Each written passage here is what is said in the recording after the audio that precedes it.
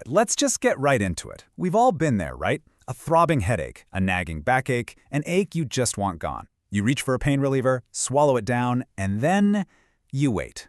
But what if you didn't have to? Today, we're exploring a question many of us have asked in that moment of discomfort. Can you, and more importantly, should you, speed up how fast pain relievers work?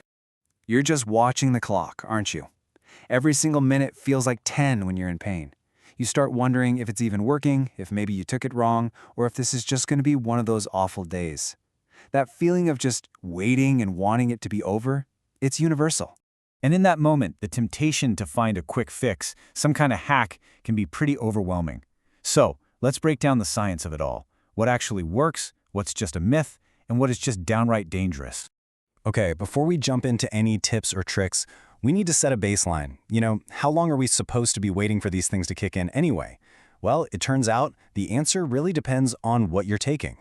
So what's really interesting here is the range. You can see that something like acetaminophen typically takes about an hour. Ibuprofen and aspirin are a bit faster. They can start working in about 30 minutes. But then look at naproxen. Its range is huge, anywhere from 30 minutes all the way up to 2 hours. So the big takeaway here is that not all pills are created equal.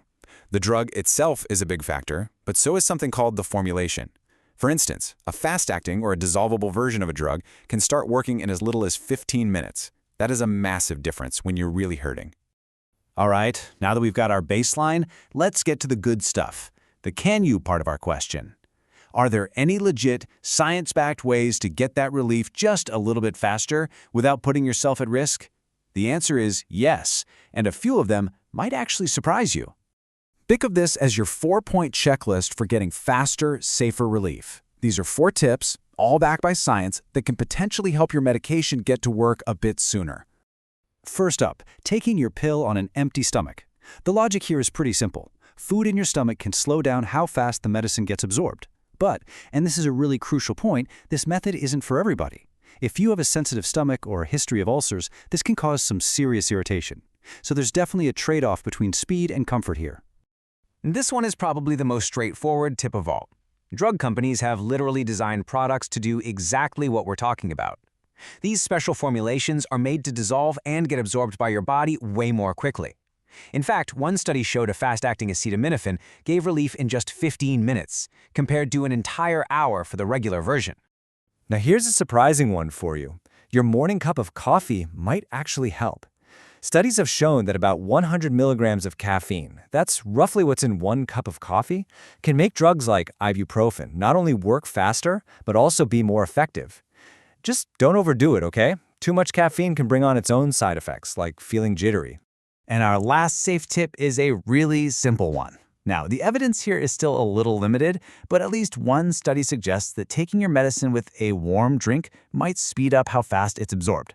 Just make sure you're using warm water, not hot water, for safety. It's a super low-risk thing to try. Okay, we've covered the can you. Now we have to talk about the incredibly important should you part of all this. Because in the search for quick relief, people sometimes turn to these popular tricks and hacks that aren't just useless, they're actively harmful.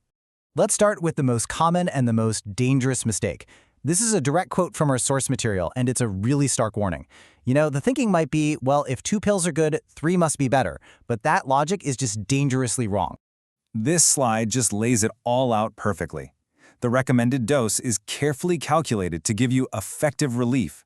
Going beyond that doesn't give you more relief, it just pushes you straight into the danger zone, with the potential for life-threatening consequences like severe liver damage. It is never, ever worth the risk. Another really risky trick is mixing different kinds of painkillers. For example, combining 2 NSAIDs. That's things like ibuprofen and naproxen. You might think this doubles the power, but what it actually does is double down on the risk.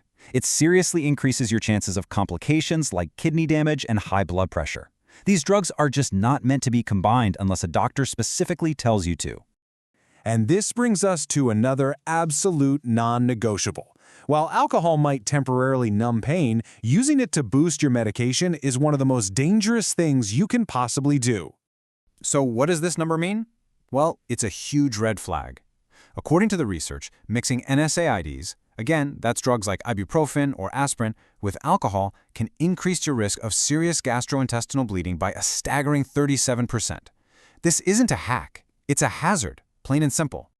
So, if the safe tips aren't quite cutting it and the dangerous tricks are obviously off the table, what do you do when the pain just won't quit?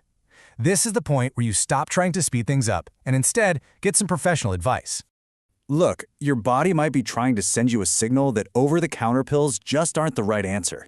If you've been in pain for more than 3 days, or if you find yourself needing painkillers all the time just to get by, or if you start experiencing side effects like nausea or fatigue, it is absolutely time to talk to a healthcare provider. And this is the final thought we really want to leave you with. Sometimes that persistent pain isn't just a symptom to be silenced as quickly as possible. It might actually be a signal from your body that something else is going on. Because at the end of the day, the goal isn't just faster relief, but understanding and treating the root cause of the pain itself.